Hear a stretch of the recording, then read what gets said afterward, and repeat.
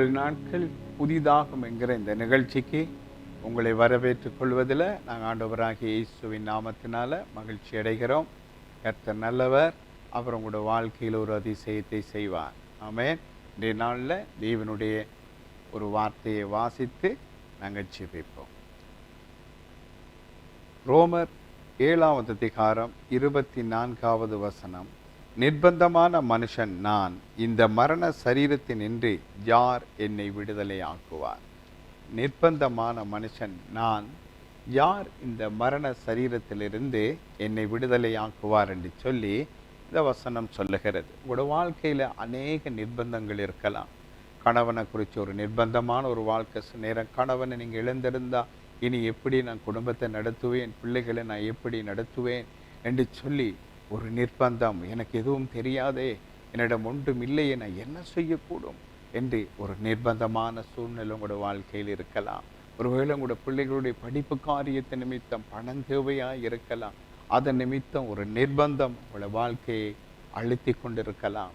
ஒருவேளை உங்களுடைய பெற்றார் நிமித்தம் உங்களுக்கு ஒரு நிர்பந்தம் இருக்கலாம். வேலை செய்கிற இடத்துல அதிகாரிகளினால நீங்கள் நிர்பந்திக்கப்படலாம். நீங்கள் விரும்பினதை செய்யாமல் விரும்பாததை செய்யத்தக்கதான ஒரு நிர்பந்தம் உங்களோட வாழ்க்கையில் இருக்கலாம்.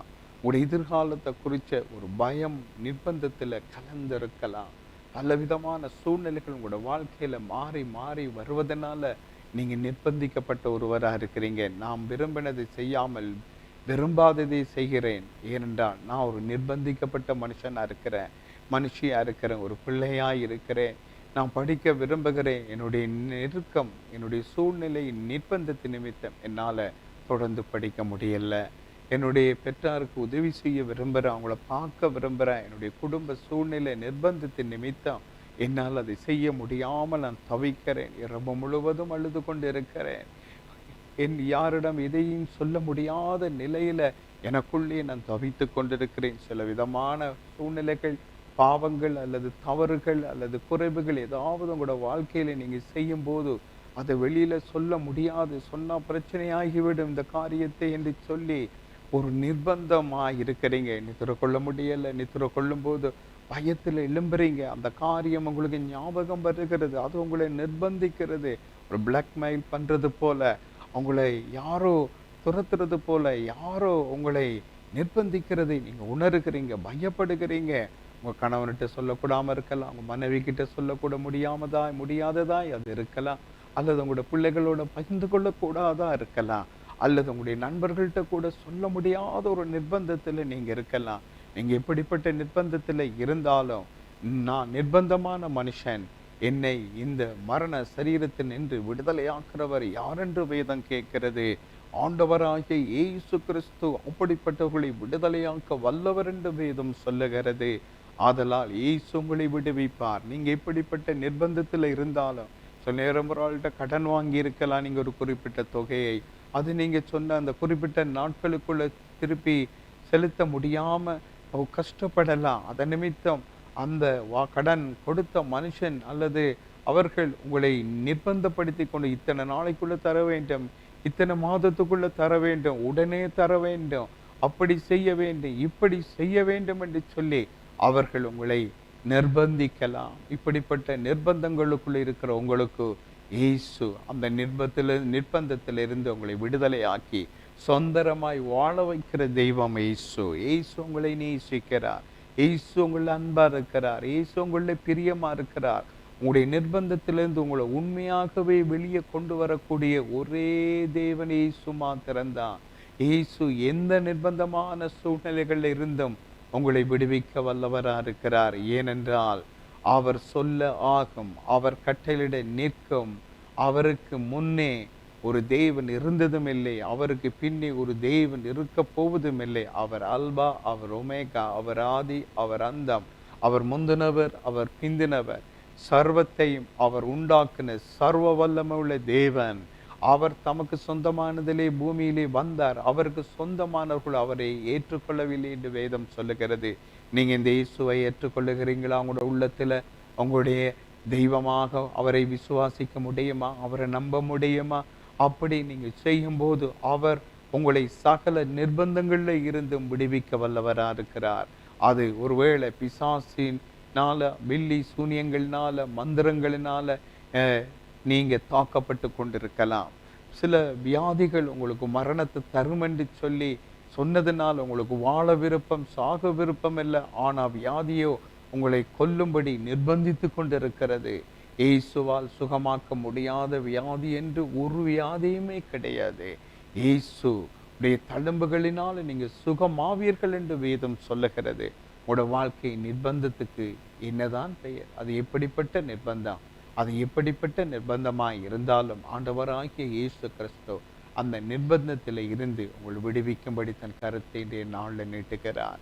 நீங்கள் அந்த கருத்தை பற்றி கொள்வீர்களானால் உங்களுடைய நிர்பந்தங்கள் எல்லாவற்றிலும் இருந்து நீங்கள் வெளியே வருவீங்க. ஆச்சரியமாக இருக்கும் உங்களுக்கு, அது அற்புதமாக இருக்கும். இயேசு அப்படிப்பட்ட தெய்வம். அவர் ஒருவரே இவைகளை செய்ய வல்லவராய் இருக்கிறார். வேதம் சொல்லுகிறது, சமுத்திர அலைகளின் மேல் நடக்கிறவர் அவர் ஒருவரே. இப்படிப்பட்ட நிர்பந்தமான அலைகள், கொந்தளிப்புகள் உங்களோட வாழ்க்கையில இருந்தாலும், அத்தனை நிர்பந்தங்கள்ல இருந்தும் இயேசு உங்களை விடுவிக்கிறவராய் இருக்கிறார். இயேசு நல்ல தேவனாய் இருக்கிறார். அவர் உங்களில் பிரியமா இருக்கிறார்.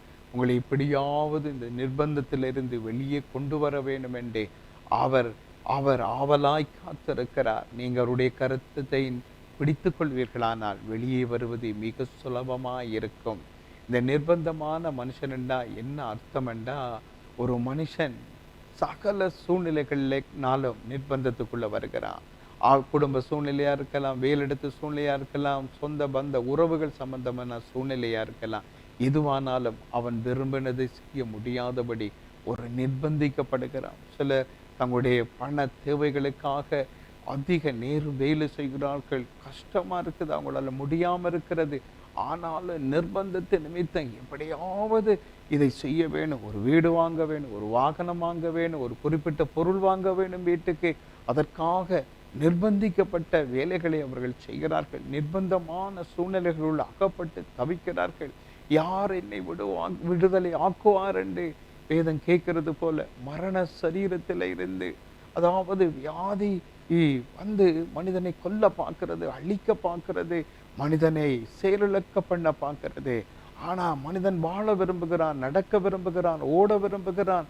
கால்கள் செயலிழந்து போகிறது, இருதயம் செயலிழந்து போகிறது. அவன் என்ன செய்யக்கூடும்? மரண சரீரமாயது மாறி விடுகிறது. அவனுடைய வாழ்க்கை நிர்பந்தமாகிறது. நான் இவ்வளவு நல்லா இருந்தேன், எவ்வளவாய் ஆடி பாடி மகிழ்ந்திருந்தேன், குடும்பத்தோடு எவ்வளவு சந்தோஷமா இருந்தேன். இப்பொழுது எனக்கு பிரியமில்லாத இந்த இடத்துல, இந்த மருத்துவமனையில தனிமையில் அகப்பட்டு இருக்கிறேனே, என்னை நேசிக்க யாரும் இல்லையா? யாரும் என்ன பார்க்க வரமாட்டாங்களா? என் அருகில் என் உறவுகள் இல்லையே. இந்த இடத்துல நான் தவிக்கிறேனே, நான் நிர்பந்திக்கப்பட்டு இருக்கிறேனே.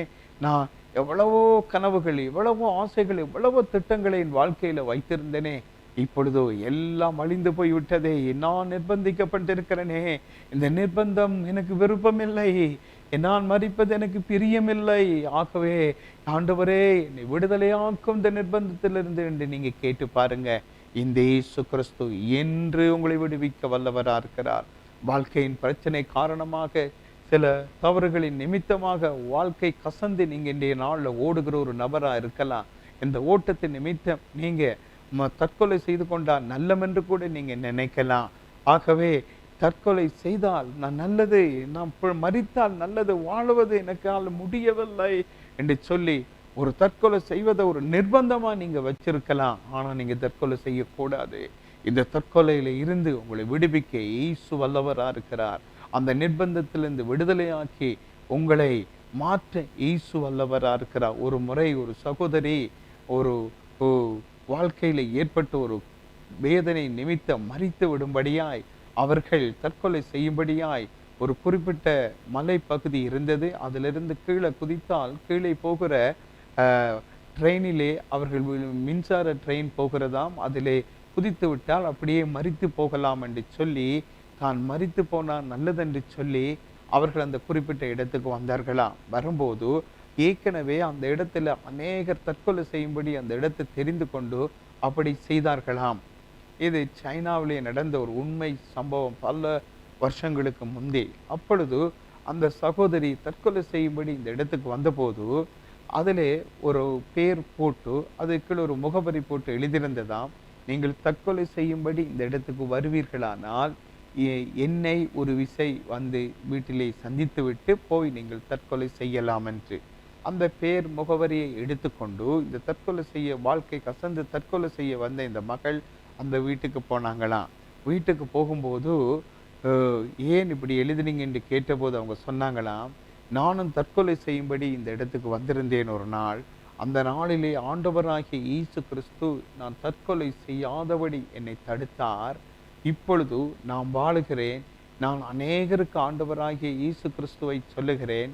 இப்பொழுது நீங்கள் வந்திருக்கிறீங்க இந்த இடத்துக்கு தற்கொலை செய்யும்படி வந்தவர்களை தற்கொலை செய்யாதபடி நான் அதிலிருந்து காத்து ஆண்டவராகிய இயேசு கிறிஸ்துவின் அன்பை சொல்லி நான் அவங்கள வாழ வைக்கிறதுக்கு இயேசுங்கிற வழியை காட்டியிருக்கிறேன். இதோ நீங்கள் 5000வது ஆளா இருக்கிறீங்க என்று சொன்னாங்களாம். 5000 பேரை தற்கொலை செய்யாதபடி அந்த சகோதரி இயேசு கிறிஸ்துவனுடைய அன்பை சொல்லி அந்த நிர்பந்தங்களான வாழ்க்கையில் இருந்து அவங்களை விடுவிக்க இயேசு வல்லவர் என்று சொல்லி அவங்களை வழி நடத்தினாங்களா.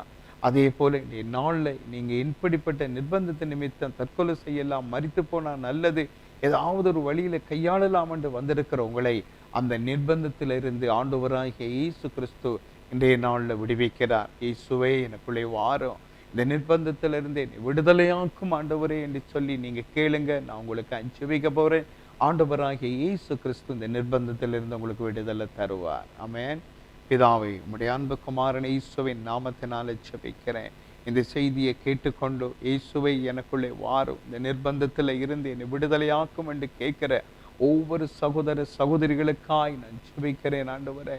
அவள் ஒவ்வொருவருக்காய் நான் ஜெபிக்கிற ஜெபத்தை நீங்க கேட்டு சகல நிர்பந்தங்கள்ல இருந்தும் நீங்க அவங்களை விடுதலையாக்கும்படியாய் நான் ஜெபிக்கிறேன் ஆண்டவரே.